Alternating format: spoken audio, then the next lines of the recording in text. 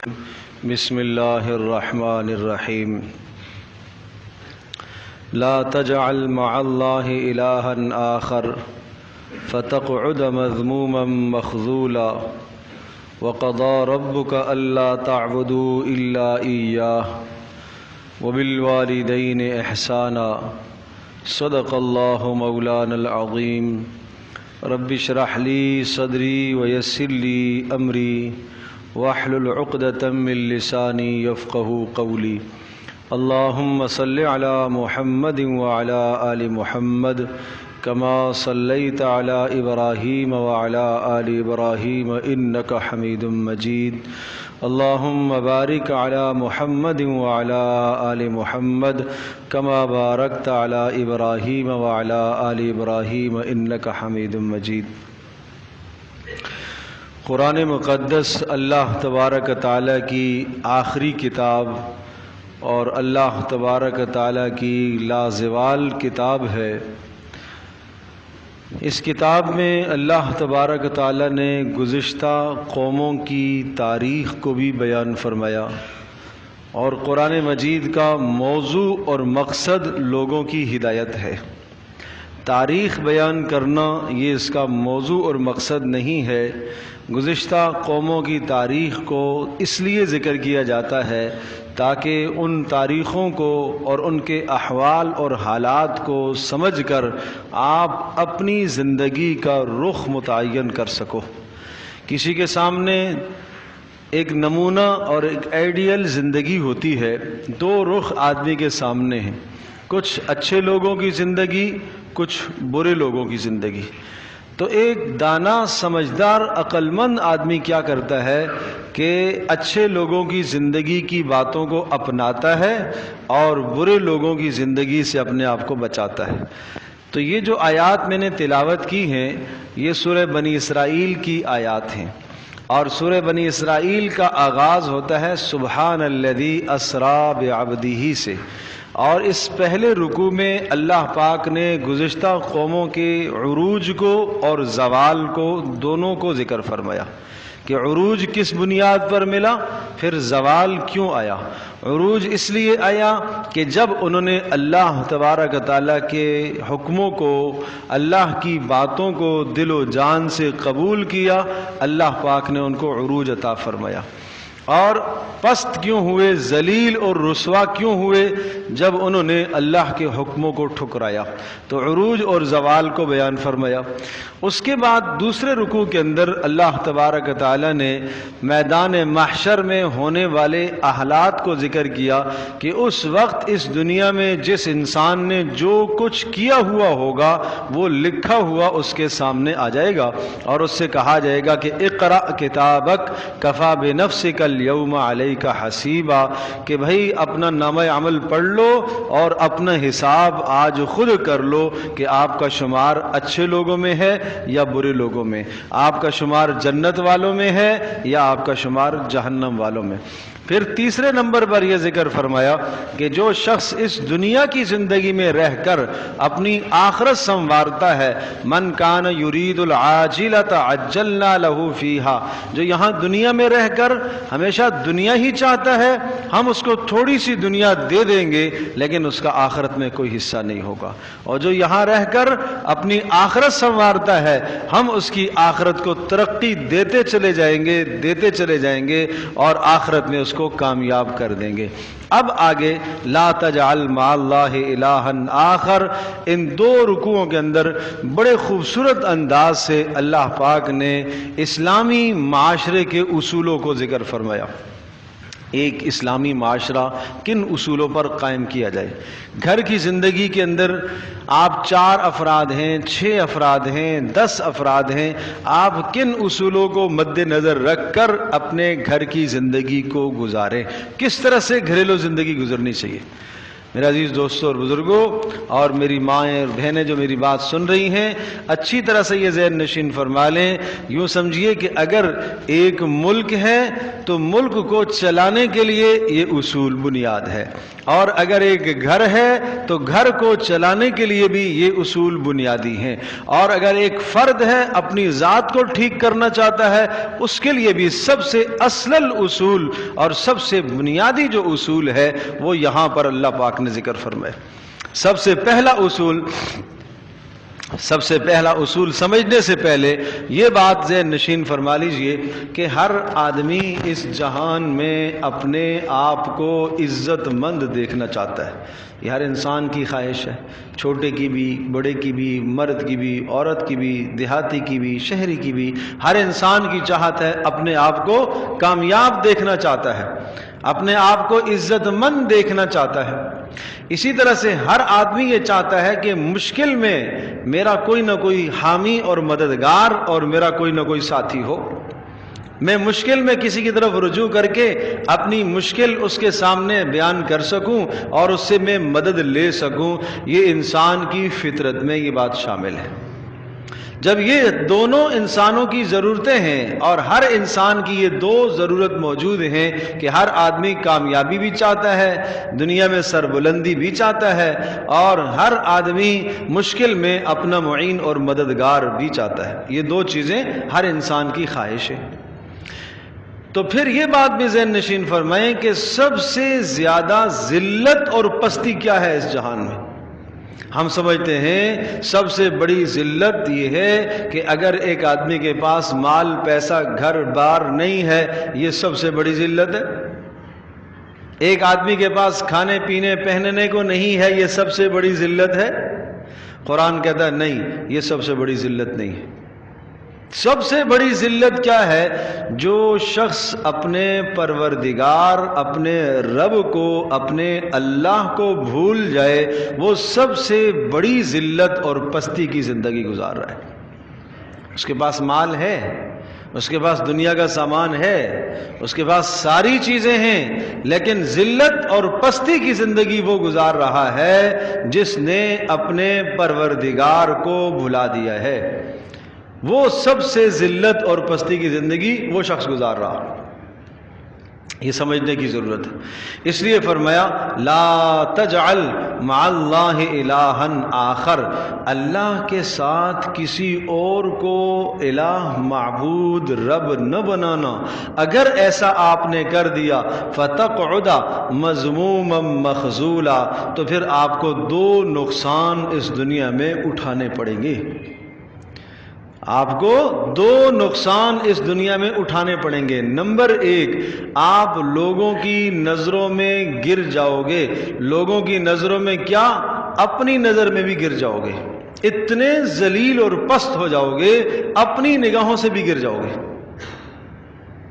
اور نمبر دو، دوسرا یہ ہوگا کہ ہر وقت ذلت اور رسوائی تمہارا مقدر بن جائے گی. جب تم کسی مشکل میں پھنسو گے تو تمہاری کوئی بھی مدد کرنے کے لیے نہیں آئے گا.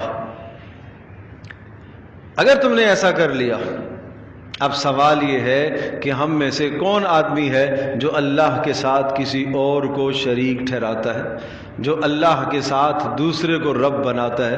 بھائی آپ سب کے سب کہیں گے کہ ہم تو مسلمان ہیں، ہم تو اللہ کی بندگی کرنے والے ہیں، ہم تو اللہ کو پوجنے والے ہیں، ہم نے نماز اللہ کی پڑھی ہے، روزہ اللہ کے لیے ہے، زکوٰۃ اللہ کے لیے، ہمارے سارے کام اللہ کے لیے. دیکھو غلطی کہاں پر ہے، اس غلطی کو ہم سمجھیں. کس جگہ پر ہم غلطی کر رہے ہیں اس غلطی کو ہم سمجھیں. شرک کہاں ہم کر رہے ہیں، جس شرک کی طرف یہاں اشارہ دیا گیا ہے وہ شرک کیا ہے اس کو سمجھیں. ایک آدمی اگر دو رب مانتا ہے یقیناً مشرک ہے، کافر ہے. جو یہ کہتا ہے دو رب ہیں، تین رب ہیں، چار رب ہیں، 6 رب ہیں، ہم میں سے کوئی ایسا نہیں ہے جو دو رب کا قائل ہو. لیکن یاد رکھیے گا اللہ تبارک تعالیٰ کی صفات کو، اللہ پاک کے کمالات کو، اللہ کی قدرت کو کسی اور کے اندر تسلیم کرنا یہ شرک فی الصفات ہے. اللہ کی صفات میں شریک ٹھہرانا ہے، یہ بھی شرک ہے. یہاں اسی شرک سے روکا گیا، اس لیے کہ رسول اکرم صلی اللہ علیہ وسلم جس ماحول کے اندر مبعوث ہوئے، جہاں آپ تشریف لائے، اس ماحول میں ہر آدمی اس بات کو سمجھتا تھا کہ آسمانوں کو پیدا کرنے والا ایک ہی اللہ ہے، رزق دینے والا صرف ایک اللہ ہی ہے، اور اسی طرح سے مارنے والا بھی اللہ ہی ہے، زندگی بھی وہی دیتا ہے۔ اتنی بات تو انہیں بھی پتا تھی۔ شرک کہاں تھی؟ شرک یہاں تھی کہ اللہ تبارک تعالیٰ نے اپنے مقرب بندوں کو، خاص خاص لوگوں کو کچھ نہ کچھ تھوڑے بہت اختیار دے رکھے، اور وہ اختیار جو ان کو دیے ہوئے ہیں، لہٰذا ہمیں بجائے اللہ کے ان کی طرف رجوع کرنا چاہیے۔ یہ ہمارا کام حل کر سکتے ہیں، یہ ہماری مشکل کو حل کر سکتے ہیں، لہٰذا ہم فلاں آدمی کے پاس جا کر اپنی مشکل کو حل کروائیں گے۔ اسی کو یہاں شرک کہا۔ اگر تم نے ایسا کیا تو پھر یاد رکھنا فتقعد مذموما مخذولا، پھر تم اتنے ذلیل اور رسوا ہو جاؤ گے کہ اپنی نظروں سے بھی گر جاؤ گے۔ اب گھر کی زندگی ہم کہاں سے شروع کریں؟ ہم اپنی زندگی کہاں سے شروع کریں؟ ہم اپنے آپ کو بہتر کرنا چاہتے ہیں، ہم اپنے آپ کو بدلنا چاہتے ہیں، ہم اپنی زندگی میں انقلاب لانا چاہتے ہیں، ہم اپنے گھر کی زندگی کو بدلنا چاہتے ہیں، ہم اپنے ملک کی زندگی کو بدلنا چاہتے ہیں، تو اکائی کیا ہے؟ کہاں سے شروع کریں گے؟ سب سے پہلے توحید اپنی درست کرو، اللہ کے ساتھ جو اپنا تعلق ہے اس تعلق کو درست کرو، اللہ کے ساتھ جو آپ کا تعلق ہے، اللہ کے ساتھ جو آپ کی نسبت ہے، اس نسبت کو درست کرو، وہ نسبت پہچانو کہ ہمارا اپنے پروردگار کے ساتھ کیسا تعلق ہے۔ سب سے پہلی بات یہ سمجھو کہ اللہ تبارک تعالیٰ کے ساتھ وہ تعلق ہونا چاہیے جو انسان کو اپنی جان سے بھی زیادہ ہو۔ میں اپنی جان کو کتنا چاہتا ہوں؟ میں اتنا چاہوں، اتنا پسند کروں کہ میں اپنی جان کے لیے اپنا مال بھی قربان کر دوں، میں اپنی جان بچانے کے لیے اپنی عزت بھی لٹا دوں، میں اپنی جان بچانے کے لیے اپنا گھر بار بھی قربان کر دوں۔ لیکن اگر جان بچانے کے لیے ایک جگہ ایسی آ جاتی ہے کہ میری ذات اور میری جان کا ٹکراؤ کہیں اللہ کے کسی حکم کے ساتھ آ جاتا ہے، اگر میں اللہ سے محبت کر رہا ہوں تو اس جگہ پر میں اپنی جان اللہ کے حکم پر لٹا دوں، اللہ کی محبت کو ترجیح دوں۔ یہ توحید ہے، یہ آپ سے مطالبہ ہے، یہ مجھ سے مطالبہ ہے، یہ اللہ کا مطالبہ ہم سے ایسا ہے۔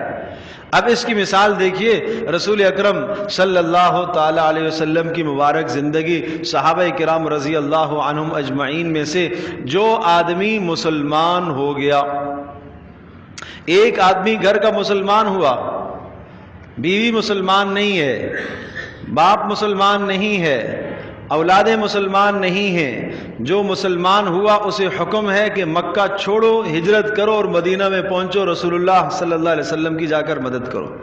تو مجھے یہ بتائیے کہ انہوں نے اللہ کے حکم کے مقابلے میں اپنی اولادوں کو، بیوی بچوں کو، جائیداد کو، اپنے سب کچھ کو قربان کر دیا ہے۔ یہ ہے توحید کا اعلیٰ درجہ، کہ سب سے پہلے اور سب سے بڑی محبت میرے دل میں کس کی ہونی چاہیے؟ بولو، اللہ کی۔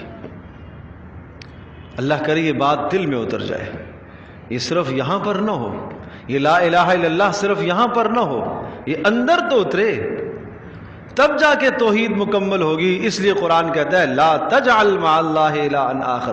اور میں نے ایک بات پہلے بھی کئی بار یہ کہی ہے اور کہہ چکا ہوں، اللہ پاک جب کسی خاص بات کا حکم دیتا ہے، اخص الخاص، خاص الخاص بات کا حکم دیتا ہے، تو اللہ پاک امت کو خطاب کرنے کے بجائے رسول کو خطاب کرتا ہے، اے رسول تو ایسا نہ کر، لا تجعل مع اللہ الہا آخر۔ آپ اللہ کے ساتھ صلی اللہ علیہ وسلم کی زندگی سے یہ تصور ہو سکتا ہے کہ وہ اللہ کو چھوڑ کر کسی اور کو معبود بنائیں گے؟ مانا اتنا بلند کردار کا جو مالک اللہ کا رسول ہے، اسے بھی اس جہان میں زندگی گزارنے کے لیے اللہ کی ضرورت ہے۔ وہ بھی اللہ سے مستغنی نہیں ہو سکتا، وہ بھی اللہ سے غنی نہیں ہو سکتا۔ اس کی عزت بھی اللہ کے ساتھ وابستہ ہے، اس کی عزت بھی اللہ کے حکم کو ماننے کے ساتھ وابستہ ہے، اس کی عزت بھی اللہ کی توحید کے ساتھ وابستہ ہے۔ اس لیے فرمایا لا تجعل مع اللہ الہا آخر۔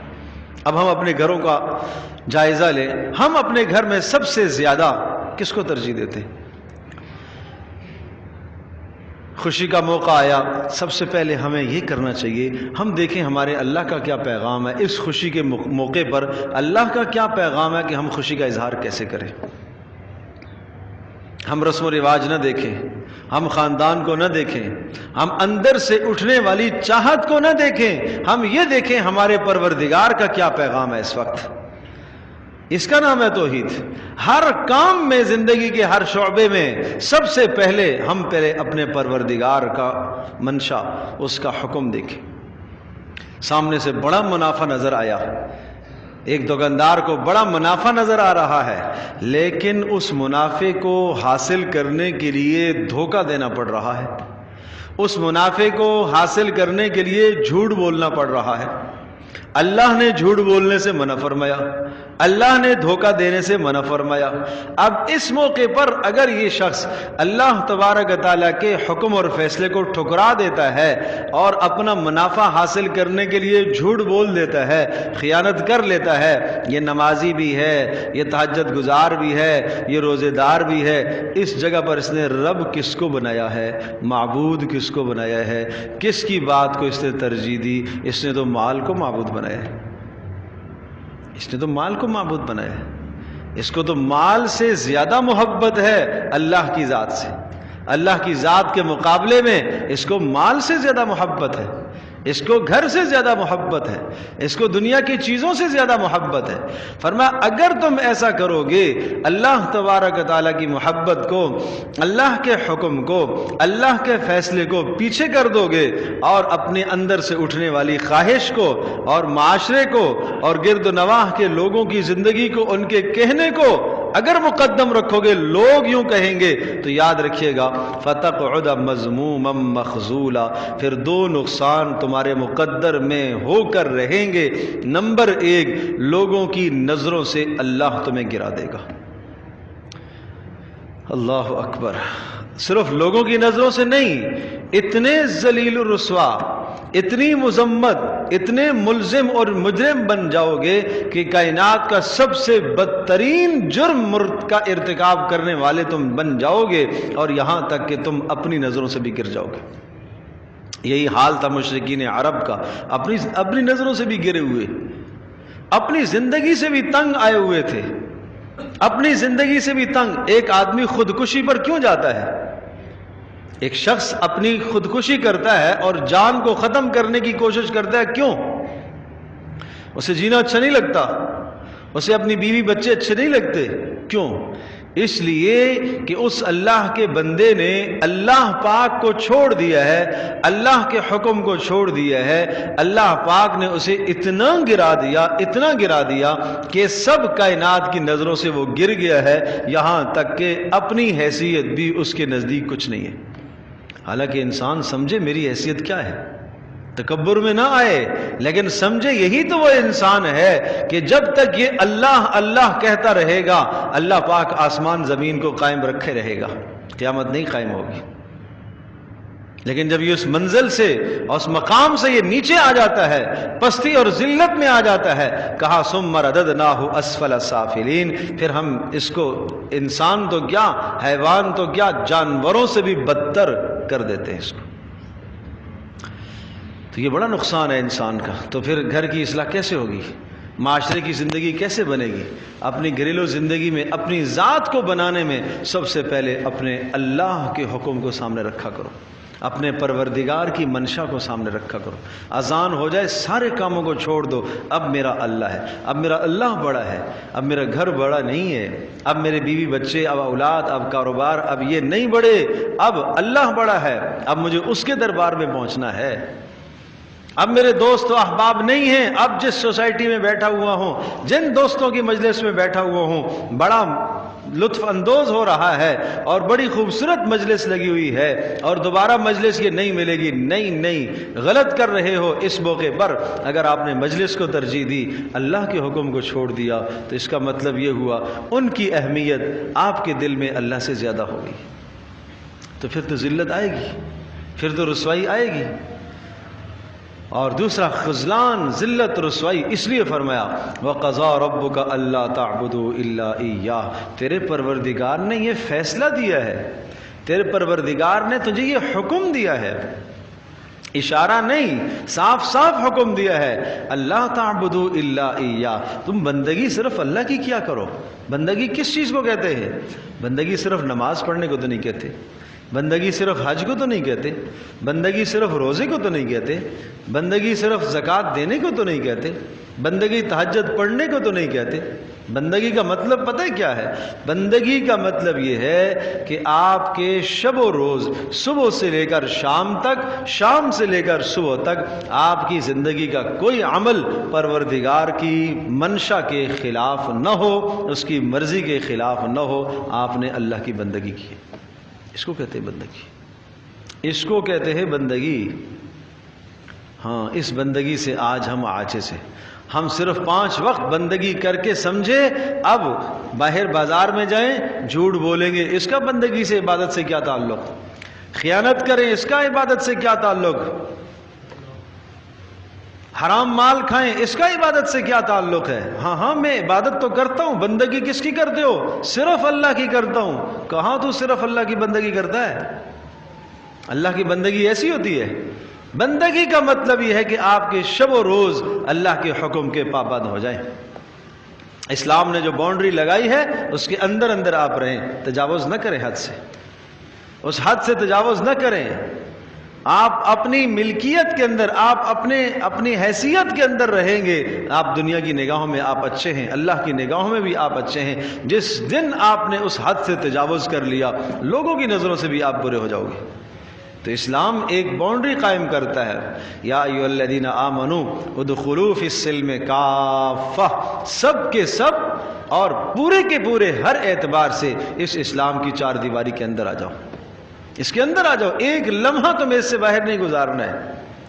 تو یہ ہے بندگی، یہ ہے بندگی، اس کا اس لیے جا بجا حکم ہے اللہ تعبدوا الا ایاہ، اللہ کے سوا تمہیں کسی اور کی بندگی نہیں کرنی چاہیے۔ فجر کی نماز پڑھی ہے، اب اس کے بعد اپنے منافع کے لیے نکلا، اپنے کاروبار کے لیے نکلا، حلال روزی کماتا ہے اور حرام سے اپنے آپ کو بچاتا ہے، دھوکے سے اس موقع پر یہ بچتا ہے، خیانت سے اپنے آپ کو بچاتا ہے، کہاں جائے گا؟ معاملات کی زندگی میں بھی اس نے اللہ کی عبادت کی۔ یہ دکان میں کھڑا ہے، یہ پیسے کما رہا ہے، اور یوں کہیے کہ جناب یہ ملازمت میں بیٹھا ہوا ہے، یہ وہاں مہینے کے بعد اس کو آمدنی ملے گی، لیکن اس نے 100% اس حکم کی رعایت کی ہے جس اللہ پاک نے رسول اکرم صلی اللہ علیہ وسلم کو بھیجا ہے، رسول پاک صلی اللہ علیہ وسلم کے بتائے ہوئے احکام کی رعایت کی ہے، تو یہ تجارت میں یہ بندگی کر رہا ہے۔ میں ایک واقعہ سناتا ہوں۔ رسول اکرم صلی اللہ علیہ وسلم تشریف فرما تھے، صبح کا وقت تھا، ایک آدمی طاقتور اور ڈیل ڈول کے اعتبار سے بہت صحت مند دوڑتا بھاگتا جا رہا، تو کسی صحابی نے انہیں دیکھا اور یہ جملہ کہا، کتنا ہی اچھا ہوتا اس کی یہ طاقت، اس کی یہ صحت، یہ خوبصورتی جسم کی، یہ اللہ کے رسول کے ساتھ بیٹھتا، جہاد فی سبیل اللہ میں جاتا، اور اس کی یہ جان اور طاقت کافروں کے خلاف استعمال ہوتی، اور نبی علیہ الصلوۃ والسلام کے ساتھ یہ جہاد میں شریک ہوتا، دین کے کام میں شریک ہوتا، کتنا ہی اچھا ہوتا۔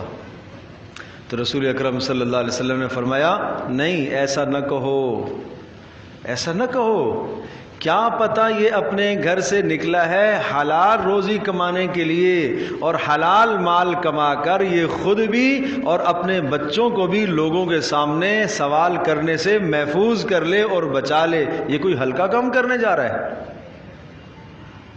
یہ کوئی معمولی کام کرنے جا رہا ہے، یہ بھی تو بہت بڑا کام کرنے جا رہا ہے، یہ بھی تو ایک درجے کی بندگی ہی کرنے جا رہا ہے کہ اپنے بچوں کا پیٹ پالنے کے لیے نکل رہا ہے، ان کی ضرورت کو پورا کرنے کے لیے نکل رہا ہے، اور لوگوں کے سامنے تاکہ ہاتھ پھیلانے سے ان کو بھی اور اپنے آپ کو بھی بچا سکے، اور پھر اگر مال کچھ بچ جائے تو تاکہ غرباء کی اعانت اور مددگار بن سکے، تو یہ کیا کر رہا ہے؟ یہ تو بندگی کر رہا ہے۔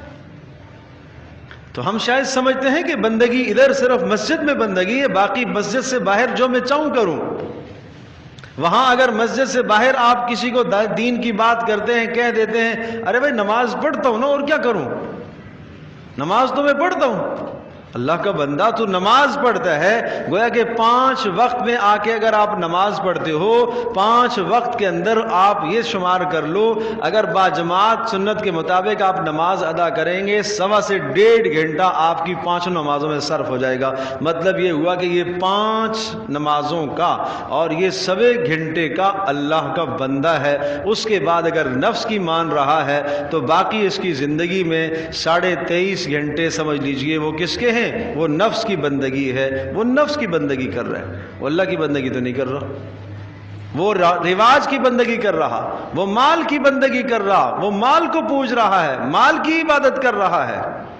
تو ہر آن ہر گھڑی 100% اللہ کی بندگی، اور صبح سے لے کر شام تک اور شام سے لے کر صبح تک مکمل اپنے آپ کو اللہ کی بندگی میں لے آؤ۔ یہ ہے پہلا اصول معاشرتی زندگی کا۔ آئیے آج سے ہم اس اصول کو انشاءاللہ اپناتے ہیں۔ ہم اپنے گھر سے بلکہ اپنی ذات سے شروع کریں گے کہ آج کے بعد کوئی بھی کام کرنے سے پہلے میں دیکھوں گا کہ اس کام میں میرے اللہ کی ناراضگی تو نہیں ہے کہ اگر ناراضگی ہوئی میں چھوڑ دوں گا، اگر اللہ کی رضا مندی ہوئی پھر میں اس کام کو کروں گا، لیکن کیسے کروں گا؟ محمد صلی اللہ علیہ وسلم کی سنت کے مطابق کروں گا۔ پھر آپ کی ساری زندگی عبادت بنتی چلی جائے گی۔ اللہ پاک ہم سب کے لیے عمل کرنا آسان فرمائے۔